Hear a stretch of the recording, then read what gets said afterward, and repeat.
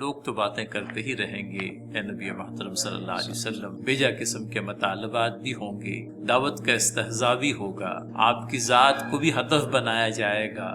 لیکن ان ساری باتوں کے چلتے فاصبر صبرا جمیلا، صبر کریں، اور صبر بھی کیسا بلند پایا صبر۔ یعنی داعی کی تمام خصوصیات میں سے بہت اہم خصوصیت یہ ہے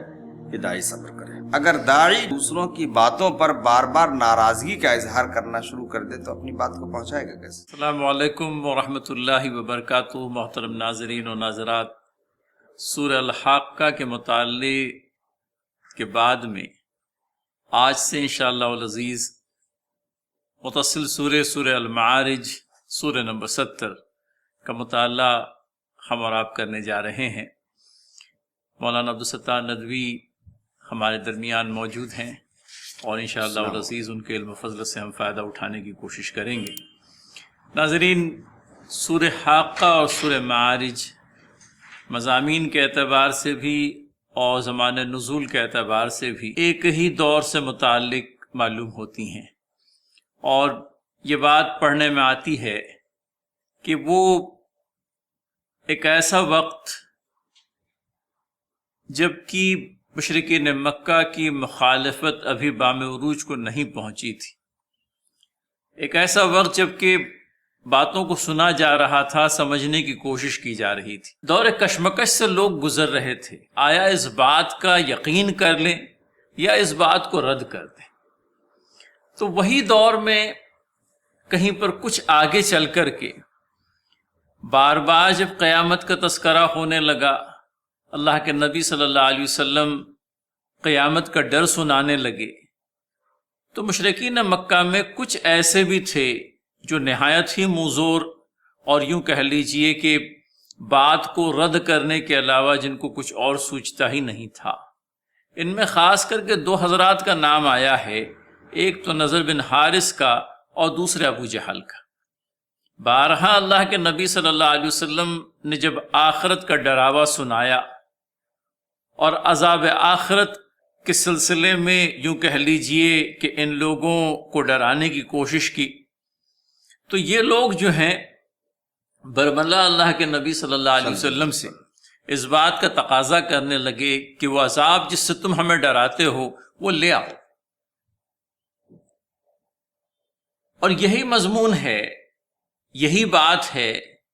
جس کو لے کر کے سورہ المعارج شروع ہوتی ہے، مانگنے والے نے عذاب مانگا ہے۔ تو یہ کچھ تاریخی پس منظر، زمان نزول اور ابتدائی چند ایک باتیں، اور ان باتوں کو بیان کرنے کا مقصود یہ کہ ہم لوگ سورہ کو سمجھنے کے سلسلے میں یہ ساری باتیں ہم لوگوں کے لیے معین ثابت ہو۔ لہٰذا اس ابتدائی چند ایک کلمات کے بعد میں مولانا محترم سے ہم اس بات کی گزارش کریں گے کہ وہ سورہ کی آیات کی تلاوت آپ کے سامنے رکھیں، اور اس کے بعد میں ترجمانی کا حق بھی ادا کریں، اور پھر ہم لوگ ہمیشہ کی طرح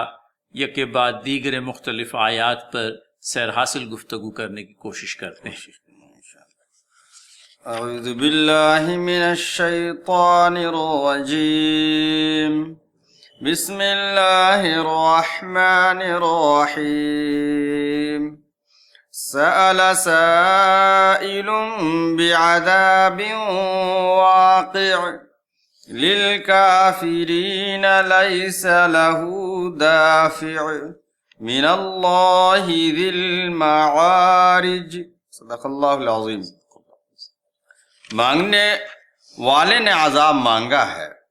وہ عذاب جو ضرور واقع ہونے والا ہے، کافروں کے لیے کوئی اسے دفع کرنے والا نہیں۔ ایک اور ترجمہ بھی ہم لوگوں کو ملتا ہے مولانا، مثال کے طور پر یہاں صاحب تدبر نے جلدی مچائی، جلدی مچانے والے نے کافروں کے لیے واقع ہونے والے عذاب کی۔ تو لفظ سآلہ جو ہے یہ اسی سے سوال بنا ہے، اس کا مطلب پوچھنا آتا ہے۔ تو سآلہ کا ایک مطلب تو سمجھیے کہ مطالبہ کرنا ہے، جی، مانگنا ہے، اور ایک مطلب یہ ہے کہ سآلہ کا کسی سے سوال کرنا، پوچھنا کرنا۔ اب دیکھیے جہاں پوچھنے کے لیے آئے گا وہاں پہ سآلہ کا لفظ جو ہے اس کے بعد عن آئے گا، قرآن میں کئی جگہ ہے نا سالہ کے ساتھ، جیسے لا تسألوا عن اشیاء ان تبد لکم، کہ لوگوں نبی سے ایسی چیزوں کے تعلق سے سوال نہ کرو جو ابھی نازل نہ کی گئی ہوں، اگر نازل کر دی گئی اور تمہارے مزاج کے مطابق نہیں ہو، تمہارے اوپر گنا گزرے تو پھر کیا ہوگا؟ تو سأل عن کے ساتھ اگر آتا ہے تو پوچھنا، اور سأل با کے ساتھ اگر آئے تو اس میں مطالبہ کرنا ہے۔ تو یہاں پر سأل کا لفظ جو آیا وہ با کے ساتھ آیا۔ تو یہاں ایک بات تو یہ ہے کہ پوچھنے والے نے پوچھا، اس سے کوئی بھی مراد ہو سکتا ہے، کوئی بھی پوچھ سکتا ہے، اور ابھی تمہید میں یہ بات آ گئی ہے کہ دو ایسے افراد تھے جو بہت زیادہ منہ زور تھے۔ تو اگر یہ بات طے ہو گئی کہ ان دو افراد میں سے کسی نے یا دونوں نے پوچھا تھا، تو بہرحال اس آیت کے پس منظر میں اسے بیان کیا جا سکتا ہے۔ لیکن بہرحال قرآنی آیتوں کے تعلق سے تمام مفسرین کا رویہ یہ ہے کہ اس کو عموم کی حیثیت سے لی جاتی ہے، اگرچہ اس کا کوئی پس منظر بھی ہو۔ تو یہاں ہے کہ کسی پوچھنے والے نے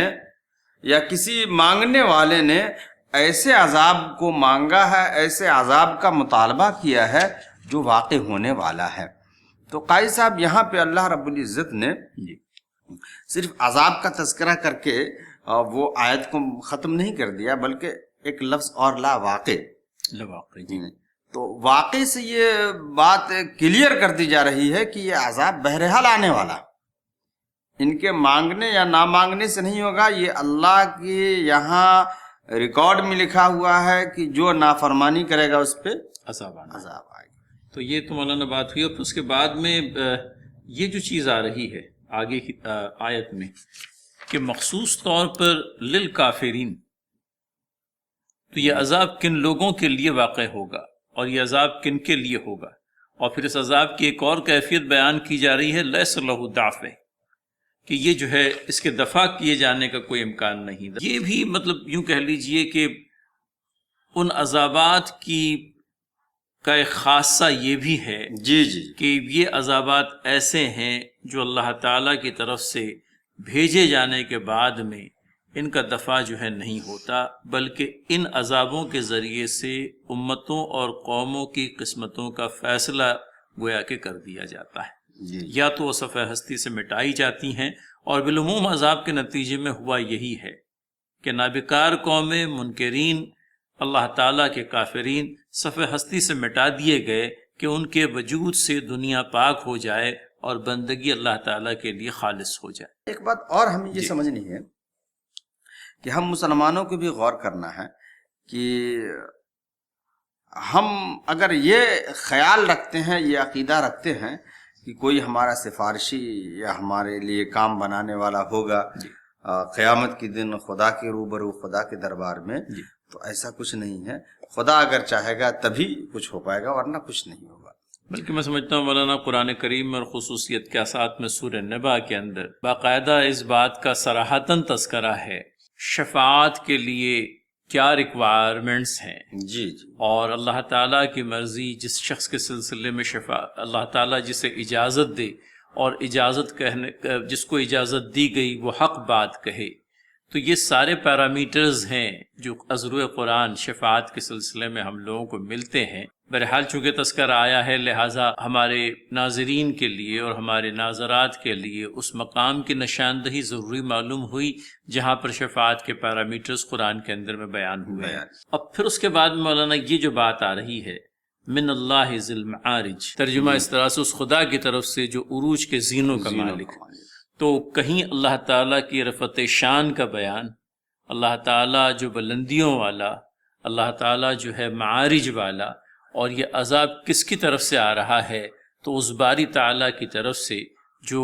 بلندیوں والا ہے، جو جس کی رفعت شان ایک بالکل ہی عجیب قسم کی ہے، یوں کہہ لیجئے کہ بیان سے باہر۔ آیت نمبر 3 کے سلسلے میں یہ معارج جو ہے معرج کی جمع ہے، جی اصل میں آراجہ کہتے ہیں اوپر چڑھنے کو، جی اس لیے اردو میں بھی ہم بولتے ہیں کہ وہ عروج پہ ہے، جی اوپر چڑھ رہا۔ جی اور اگر کہا جائے آرج تو آرج کہتے ہیں لگڑے انسان کو، جی اس لیے کہ جس طریقے سے اوپر چڑھنے والا انسان جھک جھک جاتا ہے چڑھتے ہوئے، تو لنگڑا انسان جو ہے، جو پاؤں سے معذور ہوتا ہے یا پاؤں کے بل جھک کر کے چلنے کی کوشش کرتا ہے، تو اس کو اعرج کہتے ہیں. اور معراج سیڑھی کو کہتے ہیں. رسول اکرم صلی اللہ علیہ وسلم کو اوپر لے جایا گیا تھا، تو اس موقع سے بھی معراج کا لفظ آیا ہے. تو گویا اللہ کے لیے جو یہاں لفظ آیا دل معارج، اس کے تعلق سے مفسرین کے آرا بہت ہے. بعض لوگوں نے للمعارج سے مراد یہ ہے کہ اللہ اتنا بلند ہے کہ اس پر اس تک پہنچنے کے لیے فرشتوں کو بھی سمجھیے کہ اسٹیپ بائی اسٹیپ جانا پڑتا ہے. اور بعض مفسرین نے معارج سے مراد سماوات لیے، آسمان لیے ہیں. تو گویا کہ معارج کے کئی معنی ہیں. لیکن ایک بات جو اس میں اور ہمیں نقطے کی بات سمجھ میں آتی ہے وہ یہ ہے کہ اللہ رب العزت جو ہے، اللہ رب العزت کے عذاب، جب خدا کی طرف سے عذاب کی شکل میں کوئی چیز آتی ہے تو عموماً اس کا تعلق اوپر سے ہوتا ہے، آسمان سے ہوتا ہے. چاہے وہ ہوائیں ہوں، طوفان ہو، یا پچھلی قوموں پہ جو آگ کی بارش ہے، یا اور دوسرے عذاب جو آئے ہیں وہ آسمان کی طرف سے. تو گویا یہ اشارہ ہے کہ دل معارج ایسے خدا کی طرف سے عذاب آنے والا ہے جو بہت بلند ہے، اور عذاب بلندی سے آتا ہے.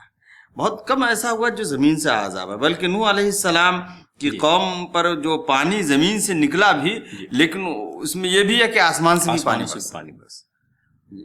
تو گویا کہ آسمانی عذاب. جی. اور اللہ تعالیٰ کی ایسے خدا کی طرف سے جو معارج والا ہے، معارج بلندی کو کہتے ہیں. تو گویا کہ عذاب جو ہے اوپر سے عذاب آیا ہوا نہیں ٹالا، بلندیوں سے پستی والوں کی طرف جو ہے عذاب آیا گیا. تو یہ آیت نمبر 3 ناظرین، من اللہ ذی المعارج، اس رب تعالیٰ کی طرف سے جو عروج کے زینوں کا مالک ہے، جو بلندیوں والا ہے، جس کی رفعت شان نرالی ہے. اور مولانا میں سمجھتا ہوں ہم چوتھی آیت کی طرف چل رہے ہیں. میں تلاوت کر دیتا ہوں. تعرج الملائکۃ والروح الیہ فی یوم کان مقدارہ 50,000 سنہ. ملائکہ اور روح اس کے حضور چڑھ کر جاتے ہیں ایک ایسے دن میں جس کی مقدار 50,000 سال ہے. مولانا ہم پہلے ترجمے کو سمجھ لیتے ہیں. ملائکہ اور روح اس کی طرف چڑھ کر جاتے ہیں ایک ایسے دن میں جس کی مقدار 50,000 سالوں کے برابر ہے. جی. تو اول تو ملائکہ اور روح کے سلسلے میں آپ ہماری رہنمائی فرمائیں، کیونکہ ملائکہ کے سلسلے میں تو یہ بات ملتی ہے کہ ملائکہ سے مراد اللہ تعالیٰ کے فرشتے ہیں، اور روح کے سلسلے میں کچھ وضاحت ہو جائے تو بہتر ہے، کیونکہ روح کے سلسلے میں ہمیں قرآن کے 2 اور مقامات سے روح الامین کا تذکرہ بھی ملتا ہے، اور ایک جگہ پر روح القدس کا بھی تذکرہ ملتا ہے. اور یہاں پر روح ہے تو روح القدس اور روح الامین. اور ایک جگہ اور صرف روح کے ساتھ تذکرہ ہے سورہ قدر میں تنزل الملائکۃ والروح. جی. تو مفسرین نے جو آرا بیان کی ہے، زیادہ تر مفسرین کا یہی کہنا ہے کہ روح سے مراد حضرت جبرائیل علیہ السلام. کبھی کبھی ایسا ہوتا ہے ہم اپنی زندگی میں بھی کوئی ایسی عمومی چیز کا تذکرہ کرنے کے بعد انہی چیزوں میں سے کسی ایک چیز کو خاص کر دیتے ہیں. تو اللہ رب العزت نے حضرت جبرائیل علیہ السلام کے اندر جو خصوصیات پیدا فرمائی ہیں، اور جو تقرب اللہ سے حاصل ہے حضرت جبرائیل علیہ السلام کو، اور نبیوں کے ساتھ جو اور اللہ کے درمیان جو یہ واسطہ رہے ہیں، تو اس کی وجہ سے اللہ رب العزت نے حضرت جبرائیل علیہ السلام کا تذکرہ الگ سے کیا. اگرچہ ملائکہ کے اندر جبرائیل علیہ السلام بھی شامل ہیں، لیکن پھر ان کا تذکرہ یہ کرتے ہیں کہ ملائکہ اور روح سمجھے کہ پہنچتے ہیں. دوسری بات جو اس میں قابل تشریح ہے وہ یہ ہے کہ عموماً آدم علیہ السلام سے لے کر کے نبی اکرم صلی اللہ علیہ وسلم تک لوگوں کے ذہن میں فرشتوں کی آمد و رفت کا جو تصور پیدا ہوتا ہے وہ جبرائیل علیہ السلام کا نام آتا ہے. مطلب یہاں پر چونکہ واسطہ جو ہے وحی الہی کو پہنچانے کا واسطہ حضرت جبرائیل علیہ السلام ہی رہے ہیں، لہٰذا انبیاء علیہ الصلوۃ والسلام کے ضمن میں جب بھی بات آئی ہے خصوصیت کے ساتھ میں وحی کے پہنچانے کی، تو حضرت جبرائیل علیہ السلام کا تذکرہ آ ہی جاتا ہے. تو اس لیے خصوصیت کے ساتھ اللہ رب العزت نے ملائکہ کے بعد والروح کا بھی تذکرہ کیا. بعض مفسرین نے روح سے مراد انسانی روحوں کو بھی لیا ہے، جو قبض ہونے کے بعد فرشتے قبض کرنے کے بعد آسمان پر لے جاتے ہیں انہیں. تو یہ بعض مفسرین کی یہ بھی آ رہا ہے. روح کا مطلب ارواح انسانی سے، جی ارواح انسانی، اور وہ بھی ایک لطیف شے ہوتی ہے، تو اس کے پہنچنے کے لیے بھی کوئی زیادہ وقت نہیں لگے گا، اور اگر خدا چاہے تو 50,000 سال بھی لگ سکتے ہیں۔ تو یہ اس کے تعلق سے تفسیر رہی۔ اب مولانا اب اس آیت کا اگلا حصہ جو ہے الیہ فی یوم، الہی اس کی طرف، اس یعنی کی خدا طرف، کی اللہ طرف، تعالیٰ کی طرف، تو ایک ایسے دن میں جی جو جس کی مقدار 50,000 سالوں کے برابر ہے، تو وہ ایک دن اور 50,000 سال کے برابر، تو یہ ایک دن اور 50,000 سال، وہ ایک دن کس کے لیے ہے اور 50,000 سال جو ہے وہ کس کے لیے ہیں؟ اصل قاضی صاحب یہ آیت جو ہے نا وہ مشکلات القرآن میں سے ایک بات جو سمجھ میں آتی ہے، وہ یہ ہے کہ فرشتے اس تک پہنچتے ہیں، اس جگہ تک پہنچتے ہیں، اس ہستی تک پہنچتے ہیں، جی، فی یومن ایک ایسے دن میں، ایک ایسے دن میں کانا مقدارہ جس کی مقدار 50,000 50,000 سال، سال۔ گویا کہ فرشتے تو ایک دن میں پہنچ جاتے ہیں۔ ایک مطلب اس کا یہ ہوا کہ فرشتے تو ایک دن میں پہنچ جاتے ہیں، لیکن اگر انسان پہنچنے کی کوشش کرے یا انسان پہنچنے کی کوشش نہیں بھی کرے، انسان کی رفتار کا اندازہ اگر لگایا جائے تو انسان 50,000 سال میں پہنچے گا۔ جی یعنی مسافت، دوری اتنی ہے، جی، اگرچہ فرشتے اتنی دیر میں کم مدت میں پہنچ جاتے ہیں۔ تو یہی مولانا نے جاننے کی خواہش تھی کہ وہ مسافت جو فرشتوں کے لیے بس ایک دن کی ہے، انسان اگر سمجھ لیجئے اس مسافت کا تذکرہ کرنے لگے یا اسے سمجھنے لگے تو اس کے لیے 50,000 سال جو ہے کے برابر ہو جاتی ہے وہ مسافت۔ مولانا یہ جو آپ نے بات کہی کہ اکثر مفسرین نے یہ جو الفاظ آئے 50,000 سنہ، جی جی، اس سے جو ہے روز قیامت اور روز قیامت 50,000 سالوں پر محیط ایک دن، اس طرح سے بھی کچھ بات ہم جی لوگ احادیث میں بھی یہ بات آتی ہے جی کہ قیامت کا دن دنیا کی دنوں سے 50,000 سال کے برابر ہو، یعنی دنیا کے دنوں کو کاؤنٹ کریں گے تو قیامت کا ایک دن دنیا کا 50,000 سال کا دن ہو۔ تو یہ بات بھی مفسرین نے بیان کی ہے۔ 50,000 سال مولانا، یعنی 50,000 سال کا تو اندازہ کریں، کہاں قیامت کا ایک دن اور کہاں 50,000 سال۔ ایک صدی ہوتی ہے 100 سالوں کی، اور 50,000 سال، جی تو یہ تو میں سمجھتا ہوں کہ چونکہ اور یہ انسانوں کو خاص کر کے سمجھ لیجئے کہ باور کرانے کے لیے کہ 50,000 سنہ ہے تو یوم قیامت اپنے آپ میں ایک دن، لیکن وہ یوم قیامت 50,000 سنہ 50,000 سالوں کے برابر۔ تو ناظرین، ہے تو اپنے آپ میں جیسا کہ مولانا نے کہا قرآن کا ایک ایسا مقام جس کو مشکل ترین مقام جانا جاتا ہے،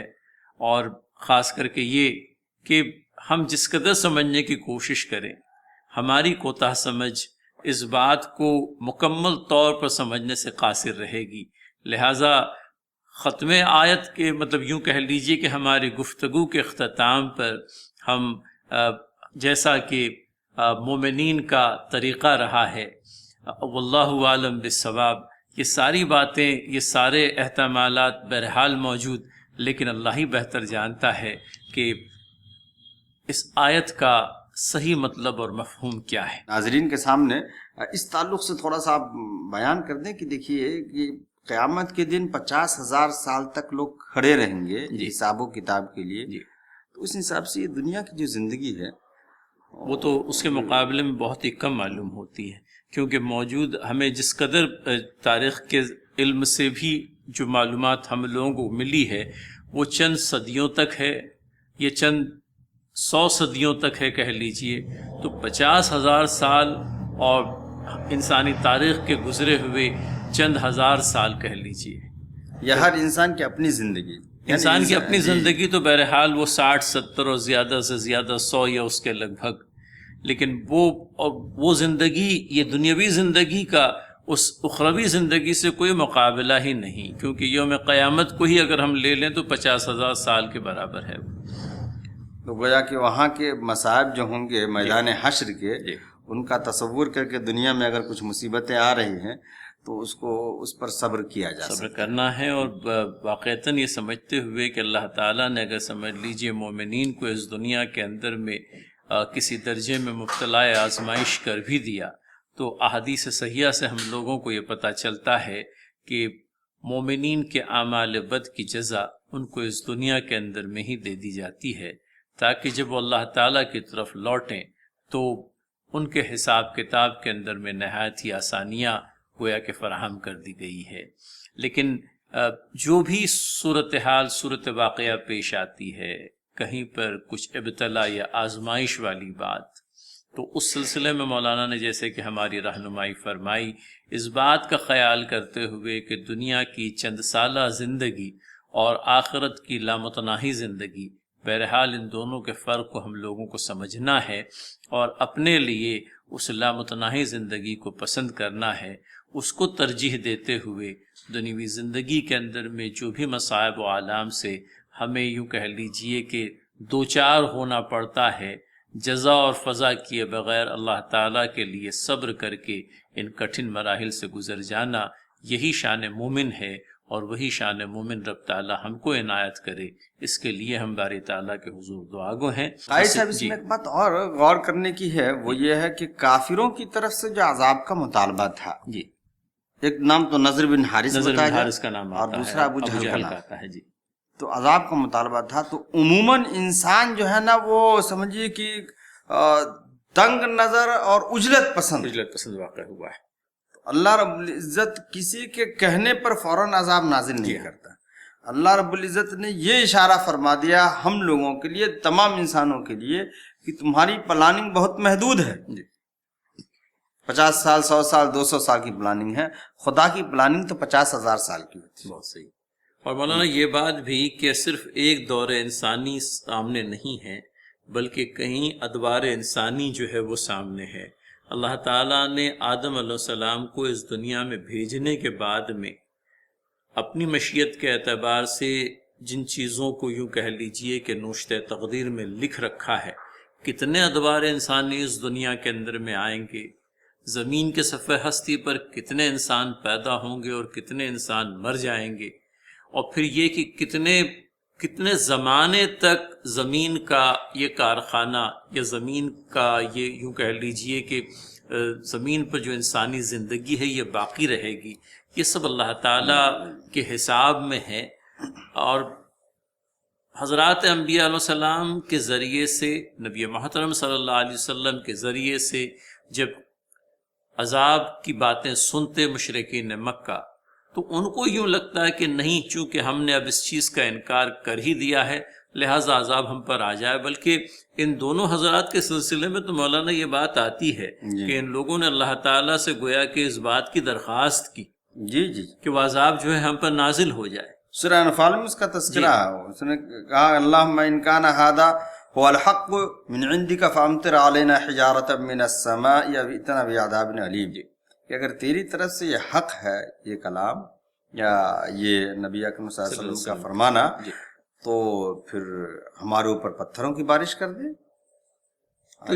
جی مولانا، یا عذاب لے کر کے آ جائے۔ تو یہ اس وجہ سے بھی ناظرین، کیونکہ وہ لوگ یہ سمجھتے تھے کہ یہاں ہم نے انکار کیا اور وہاں انکار کے سلسلے میں جو عذاب واقع ہونا ہے وہ واقع ہو جائے۔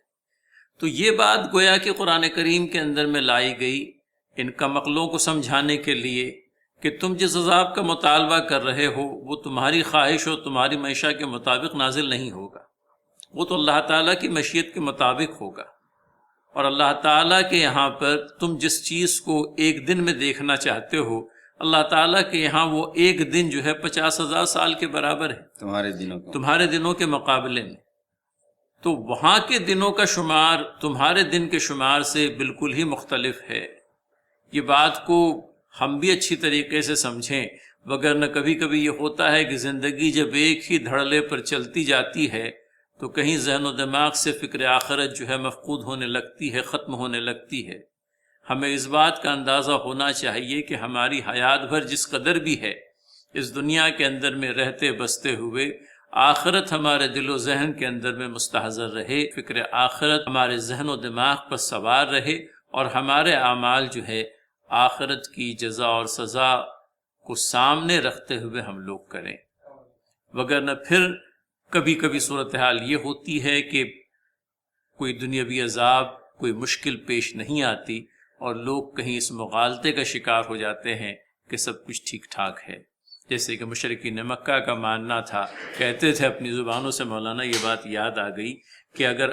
قیامت واقع ہو بھی گئی تب بھی وہاں پر ہم ہی لوگ نفع میں رہیں گے، خسارے سے ہم دوچار نہیں ہوں گے، کیونکہ دنیا کے اندر بھرپور نوازے گئے تھے اور اپنی نوازشوں کو پا چکنے کے بعد میں اس مفروضے کو قائم کر لیا تھا کہ اگر ہم اللہ تعالیٰ کے ناپسندیدہ ہوتے تو دنیا میں ہی نوازے نہیں جاتے۔ اب چونکہ دنیا میں نوازے گئے ہیں تو لا محالہ آخرت میں بھی نوازے جائیں گے۔ یہ ایک مفروضہ تھا جو انہوں نے قائم کر رکھا تھا، اور یہ غلط فہمی کبھی ان کے گزر جانے کے بعد میں دیگر دنیا والوں کو بھی لاحق ہو سکتی ہے۔ ایک بات اور قاضی صاحب اس میں یہ ہے کہ دیکھیے، ایک دن کہتے کس کو ہے؟ سورج طلوع اور غروب جی ایک دن کہتے ہیں۔ میں نے اس لیے اس کا تذکرہ چھیڑا کہ عام طور سے یہ بات سمجھنا کبھی کبھی مشکل ہو جاتا ہے، اور ناظرین کو بھی مشکل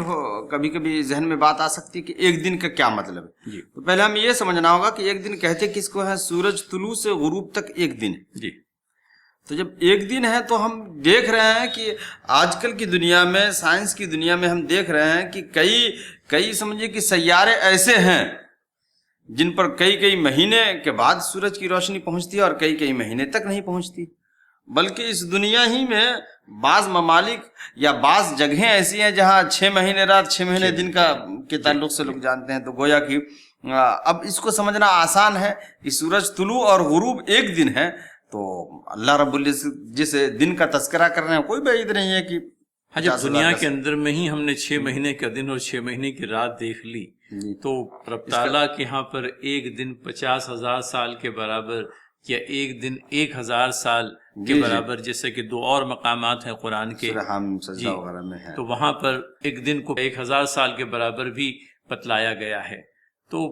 یہ چیزیں تو ہے، اور دنیا کے اندر میں ہم کم از کم 6 مہینے کے دن اور 6 مہینے کی رات کا مشاہدہ تو کر ہی چکے ہیں، لہٰذا اگر رات اور دن کا شمار کر کے اگر سمجھ لیجئے ایک دن کو مکمل کر لینا ہے تو پھر وہ سال بھر ہو گیا، 6 مہینے کا دن اور 6 مہینے کی رات۔ اور یہاں پر اللہ تعالیٰ کی طرف سے جو، یوں کہہ لیجئے کہ اللہ تعالیٰ کی طرف سے جو احکامات اور فرامین نازل ہوں گے، روز قیامت جو اصول اور نوامیس دیکھنے میں آئیں گے وہ دنیا کے اصولوں اور نوامیس سے بالکل ہی مختلف ہوں گے،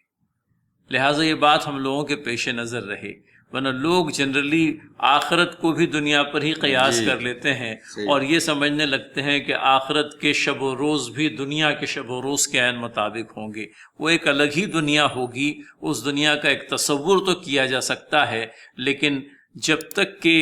وہ حقیقت بن کر کے ہماری آنکھوں کے سامنے نہیں آ جاتی تب تک کہ ہمارا علم قرآن کریم کے ذریعے سے جو کچھ ہم کو ملا اس حد تک ہی۔ بالکل صحیح، جی بالکل صحیح، بہت اچھی بات آ گئی، تصور ہی کر سکتے ہیں جی، ہم دنیا پر اس کو قیاس نہیں کر سکتے۔ یہ ساری چیزیں بیان کر دینے کے بعد میں نبی محترم صلی اللہ علیہ وسلم سے یوں کہہ لیجیے کہ فرمایا جا رہا ہے فصبر صبرا جمیلا، کہ یہ جو باتیں ہیں جن کے نتیجے میں کہیں دل شکستہ ہوتا ہے، یہ جو باتیں ہیں جن کے نتیجے میں کبھی دل قبیلہ خاطر ہو جاتا ہے، ان باتوں کو سننے کے بعد میں آپ ایک انسان کے شایان شان جو صبر ہو سکتا ہے وہ صبر کریں۔ لوگ تو واویلا مچاتے رہیں گے اور لوگ جو ہے اپنی ناقص عقلی کا مظاہرہ کرتے ہی رہیں گے، اللہ تعالیٰ کی مشیتوں سے وہ ناواقف ہیں،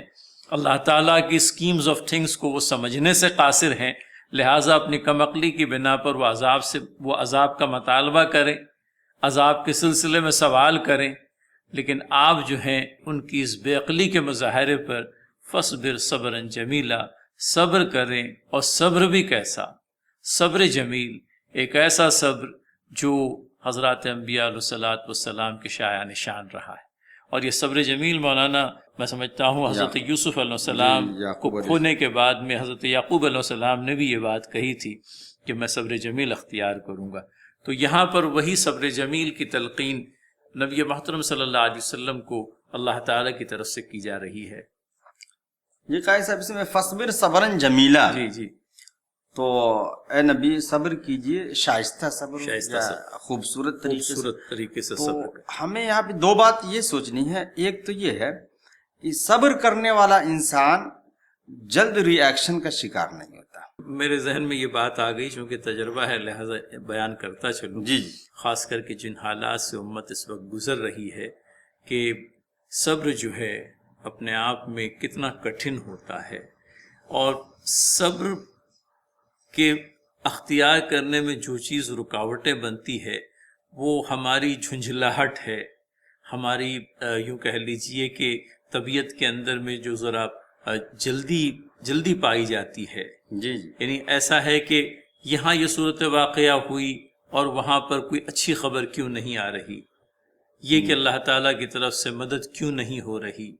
یہ کہ ہم ستائے جا رہے ہیں، ہمارے بچے ہیں، ہماری عورتیں ہیں، ہماری بہنیں ہیں جن کی مظلومانہ شہادت ہو رہی ہے، جو سینکڑوں نہیں بلکہ ہزاروں کی تعداد میں کام آ رہی ہیں. اور اس پر جن لوگوں کو مقابلہ کرنا ہے وہ تو بیچارے مقابلہ کرتے ہوئے داد شجاعت دے ہی رہے ہیں، لیکن عام مسلمانوں کے سلسلے میں یہ کہ ذہن کبھی اس طرف چلا جاتا ہے. لہٰذا فاصبر صبرا جمیلا، صبر کریں، اور صبر بھی کیسا، جو اپنے آپ میں جمال سے بھرپور ہو، شائستہ صبر ہو، خوبصورت صبر ہو، جزا و فضا والی بات نہ ہو. اور قائد صاحب یہاں پر جو بیان کیا جا رہا تھوڑا سا وہ تصور ہم ذہن میں رکھیں. رسول اکرم صلی اللہ علیہ وسلم لوگوں کو دین کی دعوت دے رہے ہیں، قیامت کے بارے میں بتا رہے ہیں، آخرت کے بارے میں بتا رہے ہیں، اور اسی میں کچھ ایسے افراد ہیں جو منہ زور قسم کے انسان ہیں اور کچھ ایسی بات کہہ دیتے ہیں جن کی وجہ سے آپ صلی اللہ علیہ وسلم کبیدہ خاطر ہو جاتے ہیں. اور کبیدہ خاطر ہونا فطری بات ہے کہ لوگوں کو ایک بات بتا رہے ہیں اور اس میں کوئی ایسا انسان ٹپک پڑے جو سمجھیے کہ مطلب یہ باتوں کے ذریعے کہنے والے کی بے حرمتی کرے. ہم سوچ سکتے ہیں کہ اگر ہمارے ساتھ ایسا ہو تو کس طریقے سے ہم ہمارا سمجھے کہ کیسے ہمارا ذہن ابال کھائے گا، کس طریقے سے ہم اس ریئیکشن کے شکار ہوں گے یا بولنا چاہیں گے. تو اللہ رب العزت نے ایسے موقع سے، بیک گراؤنڈ یہ ہے، ایسے موقع سے آپ صلی اللہ علیہ وسلم سے یہ فرما رہے ہیں فَاصْبِرْ صَبْرًا جَمِيلًا. اب دوسری بات جو اس کو سمجھنے کی ہے کہ اللہ رب العزت نے بھی وہ صبر کیا اس حساب سے کہ کفار نے جیسے ہی مطالبہ کیا عذاب کا، اللہ نے عذاب نہیں بھیجا، اور نہیں بھیج کر کے رسول اکرم صلی اللہ علیہ وسلم کو یہ بتایا جا رہا ہے کہ دیکھو عذاب اللہ جب چاہے تب بھیج دیں، لیکن ان کے مطالبے پہ ہم عذاب نہیں بھیجیں گے. تو اگر آپ کو کچھ تکلیف پہنچ رہی ہے تو آپ بھی صبر کیجیے. اب یہ ہے کہ صبر جمیل کہتے کس کو ہے، تو اس کی کئی تعریفیں ہو سکتی ہیں. خلاصہ کلام یہ ہے کہ موقع کے نزاکت کے حساب سے صبر جمیل کی تعریف بدل سکتی ہے. جیسے ایک تعریف میں کرتا ہوں کہ صبر جمیل اس صبر کو کہیں گے کہ کسی انسان کی زبان سے ہمیں تکلیف پہنچی ہو اور اس سے مجھے کنٹینیو بات کرنا ہو، اس وقت بات کو جاری رکھنا ہو، تو اس تکلیف دہ بات کا اثر ہمارے چہرے پہ نہ آئے. ایسا نہ ہو کہ وہ ہم سے بات تو کر رہے ہیں لیکن ہم اپنے چہرے کے اتار چڑھاؤ کو ایسا بنا رہے ہیں کہ اس بات کی کبیدگی کا اظہار ہمارے چہرے سے، ہمارے بھوں سے، ہمارے آنکھوں سے ہونے لگے. تو پھر ہوگا کیا کہ جس کو ہم کوئی بات کہہ رہے ہیں نا، وہ ہماری باتوں کی طرف توجہ نہیں دے کر کے ہمارے چہرے کے خد و خال کو دیکھے گا کہ شاید ہماری اس بات سے اس کو تکلیف پہنچی ہو. تو مولانا صبر جمیل اپنے آپ میں ایک ایسا وصف انسانی جو حضرت انبیاء علیہ السلام کا خاصہ رہا، اور اللہ کے نبی صلی اللہ علیہ وسلم کی وہ حدیث بھی بیان ہو جائے مولانا تو میں سمجھتا ہوں کوئی ایک سحری کے بائٹ میں یا کسی موقع سے آپ نے اس حدیث بیان کی تھی کہ ایک عورت جو ہے کسی نقصان سے دوچار ہوتی ہے، غالباً اپنی اولاد میں سے کسی کو کھو بیٹھتی ہے، اور پھر اس کے بعد میں وہ جزا فضا کرنے لگتی ہے، اور اللہ کے نبی صلی اللہ علیہ وسلم اسے تلقین کرتے ہیں کہ تم صبر کرو. اور وہ عورت برملا اللہ کے نبی صلی اللہ علیہ وسلم سے کہتی ہے کہ جو مجھ پر گزری ہے وہ اگر آپ پر گزرتی تو آپ بھی، مطلب اس طرح کے الفاظ ہم لوگوں کو وہاں پر ملتے ہیں. مفہوم کہنے کا یہ، وہ عورت پہچان نہیں سکی تھی اللہ کے نبی صلی اللہ علیہ وسلم کو، اور اس نے لیکن اس طرح کی بات کہی اللہ کے نبی صلی اللہ علیہ وسلم سے کہ میری کیفیت کا جو مجھ پر اس وقت جو کیفیت طاری ہے وہ کیفیت کے چلتے میں یہ جزا فضا کر رہی ہوں. اللہ کے نبی صلی اللہ علیہ وسلم نے صبر کی تلقین کی تھی، لیکن کہتے ہیں وقت بہت بڑا مرہم ہوتا ہے، وقت گزر جانے کے بعد میں اس عورت کو صبر آ ہی گیا. اور مولانا پھر اللہ کے نبی صلی اللہ علیہ وسلم نے بات کہی تھی کہ صبر تو در حقیقت وہ ہے جو آغاز مصیبت کے وقت کیا جائے، کیونکہ مصیبت جس وقت آتی ہے اس وقت صبر کا تقاضا ہے، اس وقت صبر کی ضرورت ہے، کیونکہ ایک مرتبہ آدمی مصیبت کا عادی ہو جاتا ہے تو پھر اس کے بعد میں یوں کہہ لیجئے کہ اسے صبر آ ہی جاتا ہے۔ لہٰذا صبر جمیل کے ضمن میں کہیں یہ بات بھی ہم لوگوں کے ذہن و دماغ میں رہے کہ آدمی پر مخصوص کیفیت کا طاری ہو جانا، مخصوص حالات کا آ جانا، اور ان حالات کے اندر میں اس نے صبر کر، آغاز مصیبت کے وقت صبر، یہ صبر جمیل ہے۔ وگرنہ یوں کہہ لیجیے کہ کچھ وقت گزر گیا، آدمی کی وہ کیفیت جاتی رہی اور اسے صبر آ ہی گیا، تو وہ صبر بہرحال جس صبر کا تقاضا ہے وہ آغاز مصیبت کے وقت ہے۔ آغاز مصیبت کے وقت میں اگر سمجھ لیجیے جزا فضا کیے بغیر آپ نے صبر کر لیا، صبر اختیار کر لیا، آپ کا صبر جو ہے شائستہ صبر کہلائے گا، اور وہی تقاضا اللہ کے نبی صلی اللہ علیہ وسلم سے رب تعالیٰ نے فرمایا فاصبر صبرا جمیلا۔ لوگ تو باتیں کرتے ہی رہیں گے اے نبی محترم صلی اللہ علیہ وسلم، بیجا قسم کے مطالبات بھی ہوں گے، دعوت کا استہزاء بھی ہوگا، آپ کی ذات کو بھی ہدف بنایا جائے گا، لیکن ان ساری باتوں کے چلتے فاصبر صبرا جمیلا، صبر کریں، اور صبر بھی کیسا بلند پایا صبر۔ گویا کہ باتوں کے نچوڑ کی طرف آپ نے جو آخری جملہ کہا، جی دعوت اور داعی، جی یعنی داعی کی تمام خصوصیات میں سے بہت اہم خصوصیت یہ ہے کہ داعی صبر کرے، بالکل، اور رسول اکرم صلی اللہ علیہ وسلم تو بہرحال سب سے بڑے داعی۔ بالکل بالکل، اگر داعی جو دعوت دینے والا ہے دوسروں کی باتوں پر بار بار ناراضگی کا اظہار کرنا شروع کر دے تو اپنی بات کو پہنچائے گا کیسے؟ بہت سی بلا۔ داعی کی سب سے اہم خصوصیت یہ ہے کہ جس کو دعوت دے رہا ہے اس کی باتوں پر وہ صبر کرے۔ مولانا آج کے مطالعے کے لیے آخر کی دو آیات، آیات نمبر 6 اور 7۔ جی جی، ان دونوں کو جی، انہم یرونہ بعیدا، یہ لوگ اسے دور سمجھتے ہیں، ونراہ قریبا، اور ہم اسے قریب دیکھ رہے ہیں۔ دیکھ رہے ہیں تو وہ اسے دور سمجھتے ہیں اور ہم اسے قریب دیکھ رہے ہیں۔ انسان کے اپنے اسٹیمیشن کے اندر میں انسان آخرت کو جی جی، بعید سمجھتا ہے، دور سمجھتا ہے، اور رب تعالیٰ کے یہاں پر اس چیز کو یوں کہہ لیجئے کہ نہایت ہی قریب دیکھا جا رہا ہے۔ تو پھر میں سمجھتا ہوں وہی دنوں والی بات آ گئی مولانا۔ ہاں دیکھیے، دور سے مراد دو مطالب بیان کیے گئے ہیں، جی، مفسرین نے دو مطالب بیان کیے۔ ایک یہ ہے کہ بعید از امکان، بعید از امکان، اچھا یعنی ممکن الوقوع ہے ہی نہیں۔ اچھا، تو ایک تو یہ بات ہوئی، اور دوسری بات یہ ہے کہ اب قیامت آئے گی تب آئے گی، دیکھا جائے گا۔ اوہو، تو یہ کفار میں سے ایک گروہ تو یہ تھا، بلکہ کفار اکثر یہی سوچتے تھے کہ قیامت تو واقع ہونے والی نہیں، تو بعید از امکان، اور تو اسی کا جواب دیا گیا کہ وَنَرَاهُ قَرِيبًا، کہ ہم اس کو قریب دیکھ رہے ہیں، یعنی وہ واقع ہونا ہی ہے۔ تو گویا اس قیامت کا تذکرہ ہے جس کا تذکرہ پیچھے بھی آیا اور قرآن میں جا بجا آیا ہے کہ یہ جو منکرین ہیں اور آپ صلی اللہ علیہ وسلم کی باتوں کا انکار کر رہے ہیں، ان کی نظر میں قیامت جو ہے واقع ہونے والی نہیں ہے، یا یہ ایسا سوچتے ہیں قیامت واقع نہیں ہونے والی۔ لیکن کبھی کبھی ایسا ہوتا ہے کہ مسلمانوں کے درمیان رہنے کی وجہ سے ایک تصور ان کے ذہن میں واقع ہوتی ہے کہ چلو قیامت قائم بھی ہوگی تو پتہ نہیں کب قائم ہوگی۔ قاضی صاحب، ایک بات یہ ہے کہ دیکھیے، جس چیز کا وہ انکار کر رہے تھے شروع سے کفار قریش یا مکہ کے کافر انکار کرتے کرتے کرتے اس حد تک پہنچ چکے تھے کہ اب ان معاملات پہ ڈسکس کرنے لگے تھے۔ کبھی کبھی ایسا ہوتا ہے نا کہ انسان کسی چیز کا انکار کرے یا اقرار کرے، اگر کسی چیز کا اقرار کر رہا ہو اور دھیرے دھیرے دھیرے ذہن سے وہ چیز محو ہوتی جائے تو پھر اس کے اثرات ختم ہو جاتے ہیں، یا کسی چیز کا انسان انکار کر رہا ہو لیکن اس سے ملامست بہت زیادہ ہو، اس سے ملنا جلنا اٹھنا بیٹھنا ہو، تو پھر انسان غور کرنے لگتا ہے کہ اچھا ایسا ہو سکتا ہے کیا۔ تو گویا کہ انکار کرتے کرتے بھی ان کے ذہن میں یہ بات آ گئی کہ قیامت ممکن ہے واقع ہو، اس لیے انہم یرونہ بعیدا، وہ اسے دور سمجھ رہے ہیں، اور نراہ قریبا، اور ہم اسے قریب سمجھ رہے ہیں۔ اس میں مزید وضاحت آپ نہیں، ہم اسے قریب۔ مولانا ایک چیز جو آپ نے لائی، ایک تو فاصلے کا اعتبار ہم نے کر لیا کہ مشرکین مکہ کہہ لیجئے یا اللہ تعالیٰ کے منکر جو ہیں وہ اسے دور خیال کرتے ہیں، دور سے ان کی مراد کہیں وقت بھی کہ نہیں اب نہیں آئے گی، کب آئے گی، تب آئے گی، جب آئے گی، وغیرہ وغیرہ۔ اور دوسری چیز یہ کہ بعید از امکان، اور اللہ تعالیٰ کے نزدیک وہ بالکل یقینی۔ تو قریب کے اندر میں جہاں وقت کی مسافت والی بات آ رہی ہے وہاں پر واقعے کے یقینی طور پر پیش آنے والی بات بھی سامنے آ رہی ہے۔ تو ان دونوں باتوں کو ہمیں اپنے ذہن میں رکھنا ہے ان دونوں آیتوں کو سمجھنے کے لیے کہ بعید از امکان بھی نہیں ہے، اور تمہارے اسٹیمیشن کے اندر میں وہ چیز کو تم دور دیکھ رہے ہو، کیونکہ تمہارے شب و روز کا شمار ہمارے شب و روز کے شمار سے بالکل مختلف ہے۔